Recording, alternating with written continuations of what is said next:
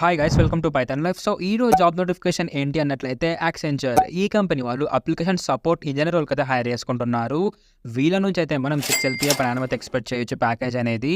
And దీని యొక్క job location వచ్చేసి మనకు బెంగళూరులో అయితే ఉంటుంది. అండ్ ఎక్స్పీరియన్స్ విషయానికి వచ్చినట్లయితే ఫ్రెషర్ నుంచి ఎక్స్పీరియన్స్ కలిసి అయితే మీరు యొక్క జాబ్కి అయితే అప్లై చేసుకోవచ్చు.